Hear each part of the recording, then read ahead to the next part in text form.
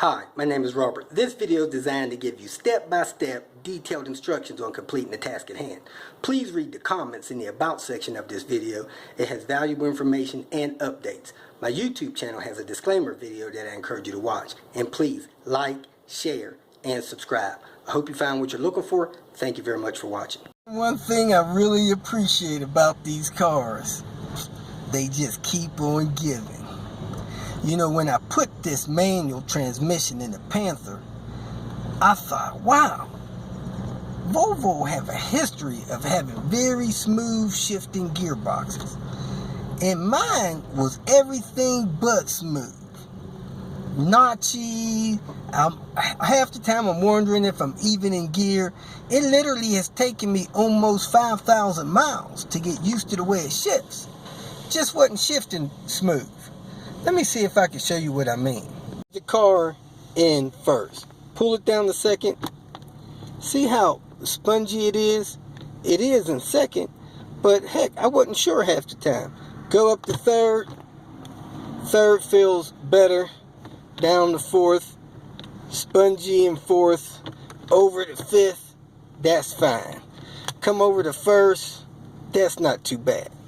What I found out is the bushings at the end of the shifter cables, where they mount and clip onto the top of the transmission, those bushings get soft, they tear, they break, and then your car shifts like crap. I've heard of people using several things, or just read over the past week of using several things to replace these bushings. I'm going to replace mine with these bearings I got from the skate shop. They're a particular size, but these is a common standard size for most skate bearings. I paid $2 a piece for them.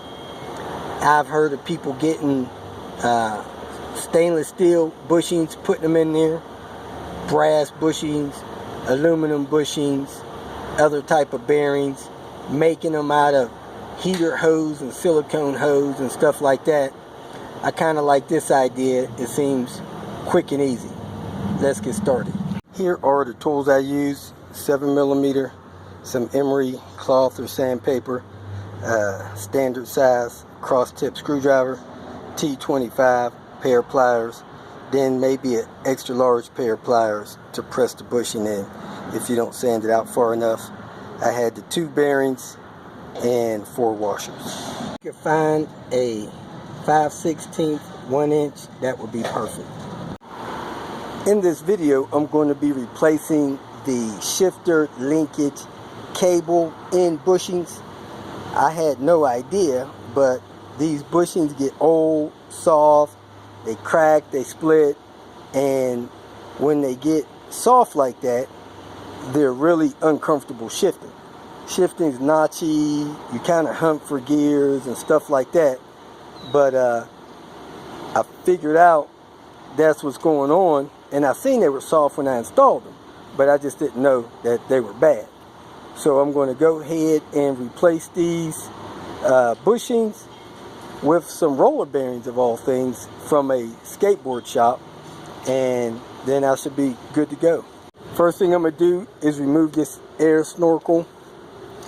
I'm going to take the mass airflow sensor, unplug it, take that clamp off, detach my turbo boost gauge from the side of the air box down there, my BCS. Then I'm going to lift the air box up and out of the way. The air box is out of the way. I'm going to go ahead and pull this clip here, make sure I don't lose the washers, and work on getting this bushing out of here. Alright, so that's the bushing, and they say they get soft and spongy, so I'm going to go ahead and pry that out of there with some kind of screwdriver or something. Let me grab something and get that out of there. I used a Phillips screwdriver, stuck it down in the middle, pried it out as best I can, and it tore. Then I just used the Phillips to push it out on the edge. So it's out. This bushing is almost the same exact size. It should fit in the intersection. That hole is about the same there, so it should fit over the shaft, which it's a little tight, but it does fit. So I'm gonna sand that just a little bit to get that cleaned up. Let me see if it fits in there. It's really close, so let me clean that out a little bit and press that in there. I took a little emery cloth paper and cleaned that out. Now let me get a pair of pliers and squeeze that in there. That bearing was a real tight fit. I recommend you put a washer between the linkage and the arm, then put the washer on the other side, and then put your flat washer in your clip.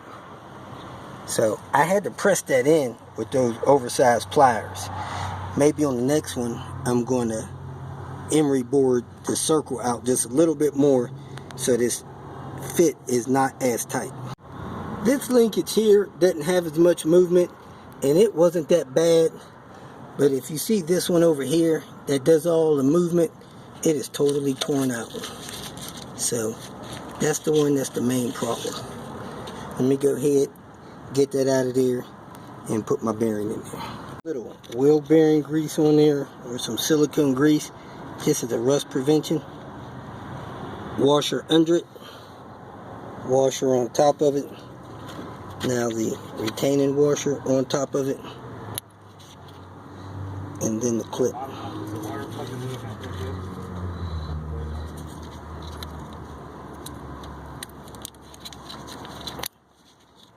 And we're good to go. I'm going to put the airbox back in, attach the thing to the airbox, tube back on, and I should be shifting smooth. It was a little tight pressing those bearings in that shifter cable. I used those big channel locks there, went from side to side, kind of rocked them in. If you take a few minutes, sand out the cable ends a little bit, they'll go in a little easier, maybe not be as tight as mine. That's it, I'm all done. We'll see how it shifts when I go for a drive. I'll let you know how long it took time-wise in the comments. I've only gone to first gear twice, and this is already a major improvement. Going to reverse in the first, well, I gotta say, it's 100 times better. Now, I don't think it's perfect, but it's 100 times better. A lot better. Look how little play I got in the shifter now compared to before. A lot better.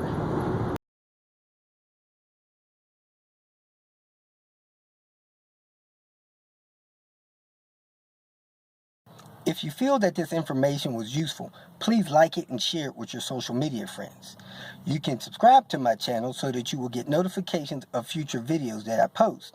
You can follow me on Twitter, and if you need to contact me directly, please visit my website. And if you have any questions, leave them below, and someone or myself will reply to them. Again, thank you very much for watching.